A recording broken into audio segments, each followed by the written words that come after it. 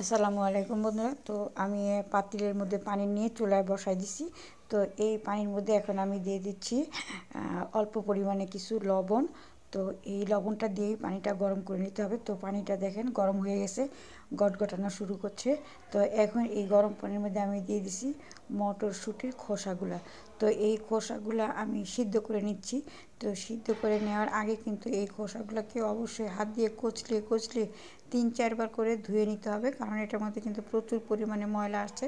তো এবার আমি এই খোসাটাকে একটা ঢাকনা দিয়ে ঢেকে দিচ্ছি এবং ঢাকনাটা একটু পরে উঠিয়ে দেখে নিচ্ছি যে এটা সিদ্ধ হয়েছে কিনা। আসলে এখনও এটা সিদ্ধ হয়নি, দেখেন এটার কালারটা এখনও পুরাই সবুজ রয়ে গেছে, এখনও সিদ্ধ হয়নি, তবে ভাব আসছে একটা সিদ্ধ হবে। তো সেই জন্য এটাকে আমি আরও একটু সময় ঢাকনা দিয়ে ঢেকে দিব, যাতে করে এটা পুরোপুরি সিদ্ধ হয়ে যায়। তো দেখেন আমি আবারও ঢেকে দিচ্ছি। তো এবার আবার ঢাকনাটা উঠিয়ে নিচ্ছি। হ্যাঁ, এবার সিদ্ধ হয়ে গেছে, বোঝাই যাচ্ছে। কালারটাই অন্যরকম হয়ে গেছে, দেখেন এখন কালারটা কিন্তু পুরাই চেঞ্জ হয়ে গেছে।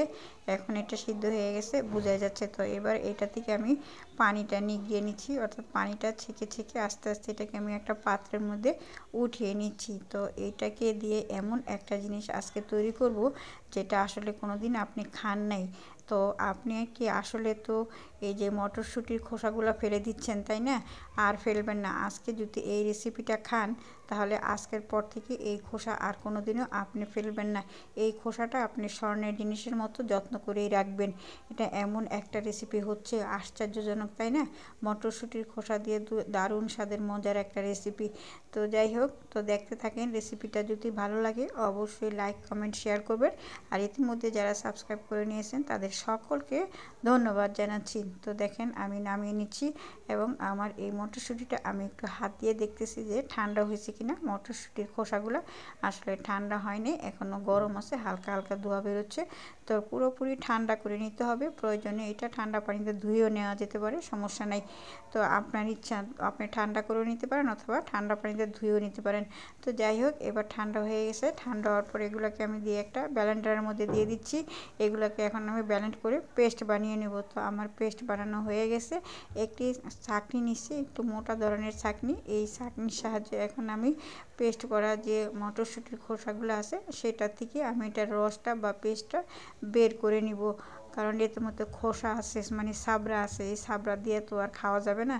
তো সাবড়াটা বের করে নিতে হবে, সেই জন্য চালনির সাহায্যে চেলে নিতে হবে, যাতে এটার মধ্যে যে জুসটা আছে বা মটরশুঁটির খোসার যে পেস্টটা আছে শুধুমাত্র সেইটাই বের করে নিতে হবে। তো একটা চামচের সাহায্যে এইভাবে একটু হালকাভাবে জাতা দিয়ে দিব, তাহলে পুরো খোসা রসটা বের হয়ে যাবে।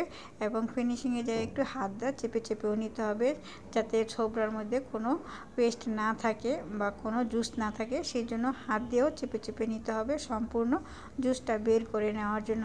তো এইভাবে জুসটাকে বের করে নেবেন, মটরশুঁটির খোসার জুসটাকে বের করে নেবেন এবং এটা দিয়ে দুর্দান্ত স্বাদের একটা রেসিপি তৈরি করবেন। 1 প্লেট ভাত আপনি দারুণভাবে খেয়ে ফেলবেন এক নিমিষেই এই দুর্দান্ত স্বাদের ভর্তা দিয়ে। আসলে এটা একটা ভর্তা হবে, দারুণ মজার ভর্তা হবে। এই ভর্তাটা যারা জীবনে খান নাই তারাও খাবেন। তো দেখেন পেস্টটা বের হয়ে গেছে খোসা থেকে, দেখছেন সিদ্ধ করার পরে কি সুন্দর একটা পেস্ট বের হয়েছে, আঠালো। তো এই দেখেন সোবড়াটা, আমি সোবড়া থেকেও চিপে চিপে হাত দিয়ে পেস্ট বের করে নিচ্ছি।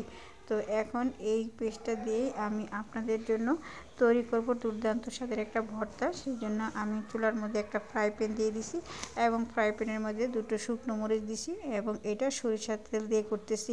তো সেই সাথে দিয়ে দিছি সামান্য পরিমাণে কালো জিরা। আপনারা চাইলে সয়াবিন তেল দিয়েও করতে পারেন, তবে সরষের তেল দিয়ে করলেই আমার মনে হয় বেশি বেস্ট হয়। তো সেই জন্যই আমি সরষের তেল দিচ্ছি। তো এইখানে আমি সামান্য পেঁয়াজ কুচি এবং রসুনের কুচিও দিয়ে দিচ্ছি। আপনারা প্রয়োজনে দিতেও পারেন, নাও দিতে পারেন, সমস্যা নাই, না দিলে কোনো সমস্যা হবে না। তো আমি দিয়ে দিচ্ছি। যাই হোক, এখন পেঁয়াজের রসটা এবং রসুনের রসটা একটু টানিয়ে নিচ্ছি। এরপরে এই পেঁয়াজ রসুনের রসটা টানানো হয়ে গেলে এর মধ্যে আমি ঢেলে দিচ্ছি মটরশুঁটির খোসার পেস্টটা। দেখেন আমি ঢেলে দিচ্ছি। এখন এটার মধ্যে সামান্য পরিমাণে একটু লবণ দিব। লবণ দিয়ে এটাকে একদম একটা ভর্তা ভর্তার মতো করে তৈরি করে রান্না করে নিব। দেখেন এটা বলক আসতেছে। তো লবণটা কিন্তু দেখে দিবেন, 2বারে দিবেন, একবারে দিবেন না। একটু বেশি হয়ে গেলে কিন্তু খাওয়ার 12টা বেজে যাবে। সেই জন্য লবণের ব্যাপারে সবসময় আমি হুঁশিয়ার করি এবং হুঁশিয়ার করে দেই। দেখছেন সামান্য করে দিবেন, প্রয়োজনে আরও একবার দিবেন, অসুবিধা কি। একবার বেশি দিয়ে ঝামেলায় না পড়ে বারবার দিলাম। এবার সামান্য পরিমাণে একটু হলুদের পাউডার দিয়ে দিচ্ছি। তো এই সামান্য, বেশি দিবেন না, বেশি দিলে কিন্তু আবার গন্ধ লাগবে, খাওয়া যাবে না। সেই জন্য সামান্য পরিমাণে হলুদের গুঁড়াটা দিতে হবে। এখন এটার মধ্যে যে পানিটা আছে সেই পানিটা শুকিয়ে একটা ভর্তা ভর্তা আকার তৈরি করে নিচ্ছি। তো দেখেন আমি এটা সম্পূর্ণ নামিয়ে আপনাদেরকে আবার দেখাচ্ছি যে এই ভর্তাটা কেমন হয়েছে। তো আপনারা দেখতে থাকেন।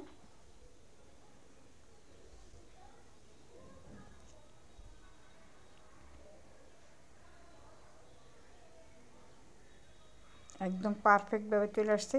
আমি এখনই কিছু সময়ের মধ্যে নামিয়ে নিচ্ছি। পানিটা কিন্তু শুকিয়ে দেখতেই পারতেছেন পানিটা শুকিয়ে গেছে। তো আমি নামিয়ে দেখাচ্ছি আপনাদেরকে। এই দেখেন আমি নামিয়ে নিছি, দেখছেন কি সুন্দর হয়েছে ভর্তাটা। এত মজা হয়েছে, গরম ভাত দিয়ে খেতে চিন্তাই করতে পারবেন না। আজকে বাজার থেকে মটরশুঁটি নিয়ে এসে ভর্তা বানিয়ে খান খোসা দিয়ে। সবাই ভালো থাকবেন, আল্লাহ হাফেজ।